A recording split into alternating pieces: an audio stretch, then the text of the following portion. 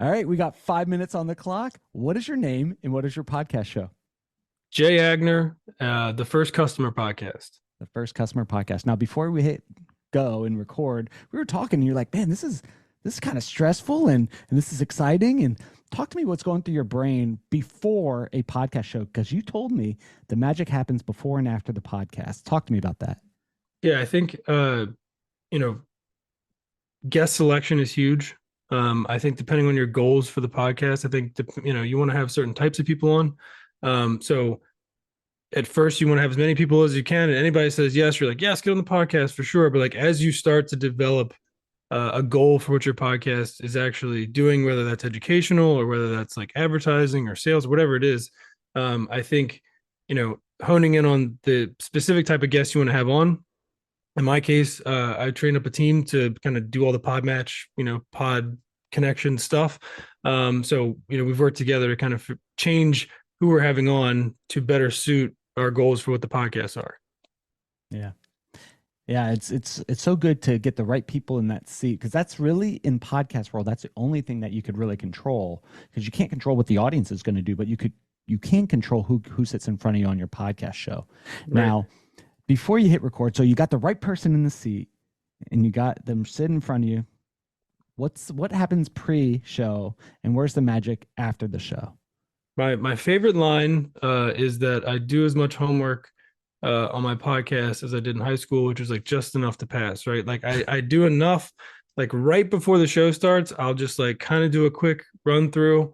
Um, it's how I run the show. It's how I do everything. Like honestly, like I get on sales calls, I have some idea of what I'm doing, but I like to kind of hear and react and like be in the moment. So I don't do like a ton of homework. I have my list of questions that I've kind of honed over the years.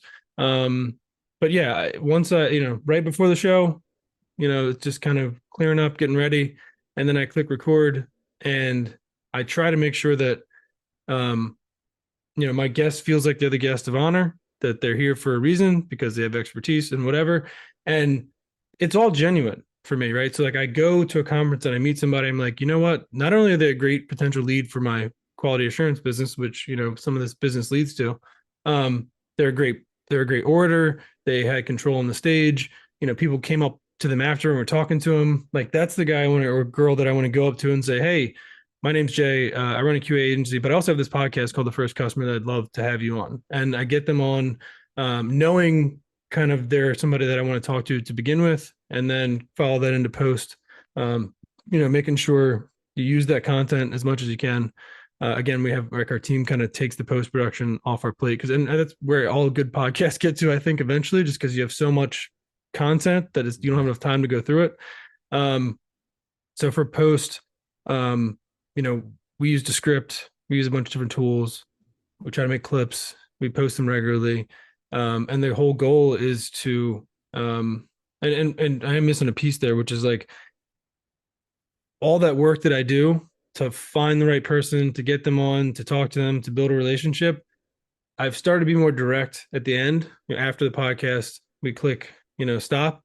Um, I like to be direct now. Before I didn't want to alienate people or make them feel like they had just been like part of a timeshare pitch that they like weren't aware of or whatever. Yeah. So I will much less aggressively, but purposely just gauge their interest and say like, hey, what are you guys doing for automated QA? I heard you guys talking about a bunch of products you build, and I've worked with a bunch of those in automated space. Like, what are you guys doing for that? And like, if you don't sound like a robot or a sales guy who's slapping the hood of a car trying to get you into this bad boy today, I think you come across a genuine human being. People talk to you and they'll set up a call later. I've got multiple discovery calls that came directly from that purposeful uh post post podcast recording session time frame, and you're in the chat for another couple minutes. So that's been very fruitful for me. I know that Yeah. was a lot of word salad, but I've only got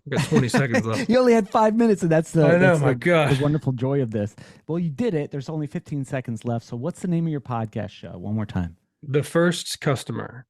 Yeah, so good. Jay, thanks for showing up. Thanks for sharing the journey. And there's so much gold that happens after you hit stop record. if you're willing to build a relationship with people. So we did that all under 5 minutes, guys. I hope you really enjoy these episodes. Thanks for tuning in. We'll talk to you on the next one.